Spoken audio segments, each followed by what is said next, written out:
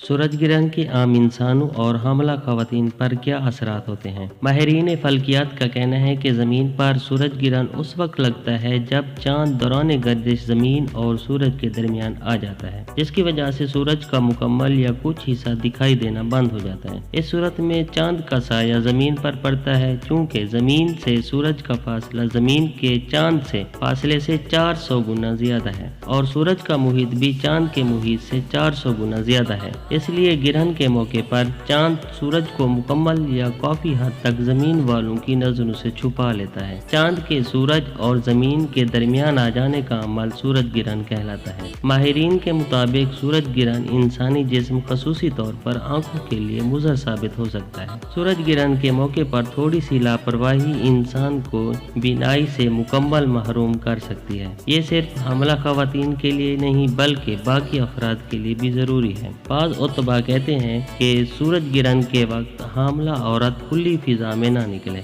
न आसमान की तरफ देखे, न तेज धारे वाला आला इस्तेमाल करे और न आग के पास जाए। इससे हमल को नुकसान पहुंचने का अंदेशा है। कुछ लोगों का अकीदा है कि सूरज ग्रहण के दौरान जहनी माजूर बच्चों को खुले मैदान में मिट्टी में दबाने से उनकी जहनी माजूरी ठीक हो जाती है। उलमा करम का कहना है कि सूरज ग्रहण और चांद ग्रहण की वजह से आम इंसानों या हामला खवातीन पर मुख्तलिफ किस्म के असरात पड़ने से मुताल्लिक जितने भी मन गढ़ंत वहम और वसवसे अवाम में मशहूर हैं, उनकी शरीयत में कोई असल नहीं है। वो सिर्फ और सिर्फ लोगों की फैलाई हुई मन गढ़ंत बातें हैं। ईमान वालों को इस किस्म के तोहमात पर यकीन करने की बजाय खुद एहतसाबी और आखिरत की फिक्र करनी चाहिए। इसके अलावा नमाज कसूफ की अदायगी का एहतमाम करना चाहिए। तिबी माहिरीन ने शहरों को मशवरा दिया है कि बिला ज़रूरत घरों से बाहर ना निकलने से गुरेज करें। अगर बाहर निकलें तो आंखों पर यूवी चश्मा और जिस्म को ढांप लें ताकि सूरज की शुआओं से महफूज रहें। तो प्यारे बहन भाइयों,